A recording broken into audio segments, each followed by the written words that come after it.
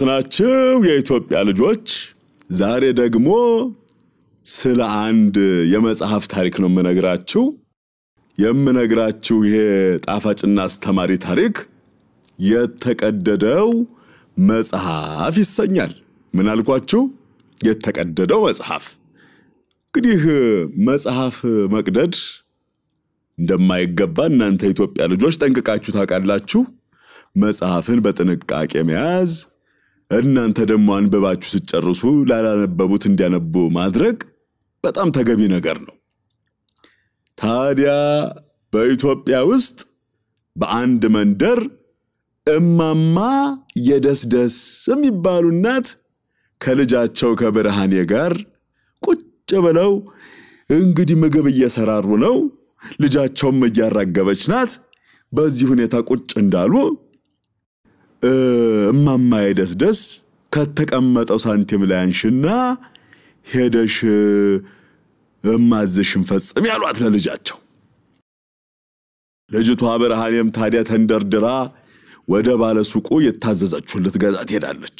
ሱቁ ደርሳ ባለ ሱቁን ተጣርታ እናቷ የላኳትን ቅመሙን ገዛዝታ ስትመለስ ልጆች ይገርማቸዋል። ለካ የገዛችበት የተጠቀለለበት ወረቀት ምስሩን የያዘችበት ጠቃሚ ነገር ኖሮ እናትየዋ ምስሩን ትሪ ላይ ገልብጠው እየለቀሙ እያለ ያቺ ጎበዟ ብርሃኔ የተጠቀለለበትን አንስታ ማንበብ ትጀምራለች። በእውነት የምታነበው ታሪክ ስለ አንዲት ጠንካራ ኢትዮጵያዊት የህይወት ውጣ ውረድ የሚተርክ ነበር። ግን ታሪኩን እያነበበች እያለ አለቀባት። ታሪኩ ሳያልቅ የተጠቀለለው ወረቀት ለካ አንዲት ግንጣይ ኖሮ መቀጠል አልቻለች። በኋላ ልጆች ይገርማቸዋል። እንዳው እናቷን ፈራ ተባያለች። እማ ይሄንን ጣፋጭ ታሪክ ልንገርሽ ማለቻቸው። እሳቸውም ልጃቸው ስታነብላቸው በጣም ተመስጠው ሲያዳምጧት ቆዩና ልክ እንደሷ ታሪኩ እንዳጓጓ እንደተንጠለጠለ መቅረቱ ቅር አሰኛቸው። እናም እማማ የደስደስ በጫው ገዝተሽ ነይና እንቀጥለዋለን የሚቀጥለውን ገጽ አሏትና በፍጠኝና ቶሎ አንብቢልኝ አሏት እንደመጣች። እሷም ጫዋን ገዛዝታ እንዳስቀመጠች ቀጠለች ታሪኩን። ከልጅነቷ ጀምሮ ለሀገሯ ትልቅ ሐሳብ እንዳላት በዚህ የምርምር ስራዋም ወደፊት ሀገሯን በኢኮኖሚ ልታሳድግ እንዴት እንዳሰበች የሚተርከውን ክፍል እያነበበችላቸው እያለ አሁንም እናቷ በተመስጦ ቢያዳምጧትም ታሪኩ ግን አላለቀም። ወዲያው ታዲያ ደስታቸውን አወረዱና ሌላ ነገር ደግሞ ገዝታ እንድትመጣ ላኳት። በእውነት ታሪኩን ከመውደዳቸው የተነሳ ምን ነው ቀረች ነው ወይስ እንዳው ልቤ ስለቆመ ነው ከማለታቸው ብርሃኔ ፈጥና መጣችላቸው።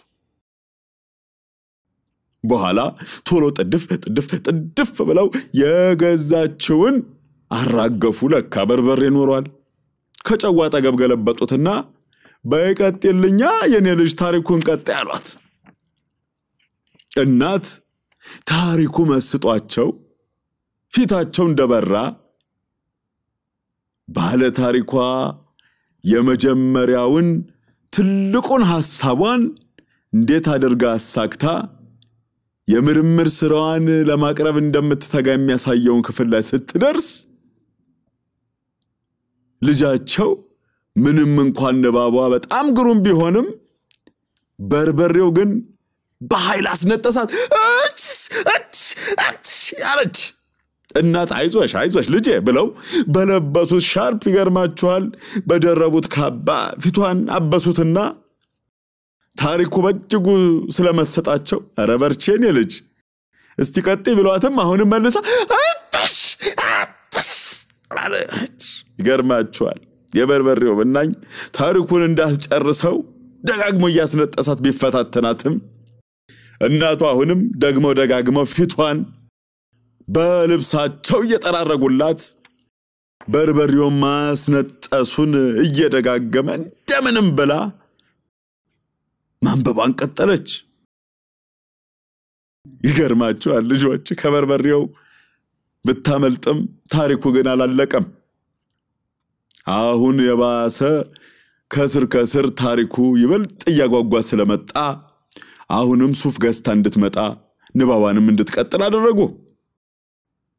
ብርሃኔ አሁንም እንደገና ታሪኩ ጭራሽ ወደ ሌላ ምዕራፍ የሚያሸጋግር ነበርና የመጀመሪያዋን ሙከራዋን የዛች ታታሪ ኢትዮጵያዊ ታሪክ ሊያልቅ አልቻለም።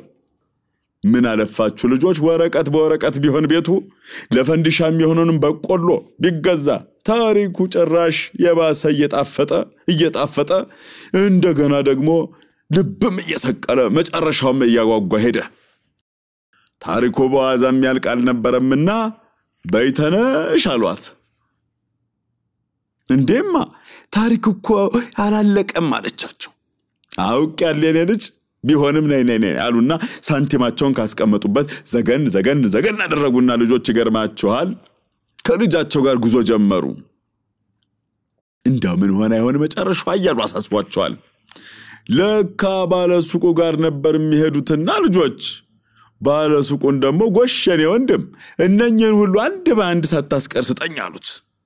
ይገርማችኋል ልጆች የተቀደደው መጽሐፍ ብቻም ሳይሆን ሌሎችም በጣም የሚያማምሩ ተወዳጅ መጽሐፍቶችን በዛ በተቀደደው መጽሐፍ ምክንያት ልጅቷን ስታይ ተደሰተች። እናቶየዋም ያላቸውን ገንዘብ በሙሉ ሳይሰስቱ ሁሉንም መጽሐፍ ገዙላትና ብርሃኔም በእጅጉ ተደሰተች። ለካ ስንት ዕውቀት በየቦታው ተጥሏል አሉ እማማዬ ደስደስ እሳቸውም ቢሆን የመጽሐፍ ፍቅር ቀድሞን የገባቸው።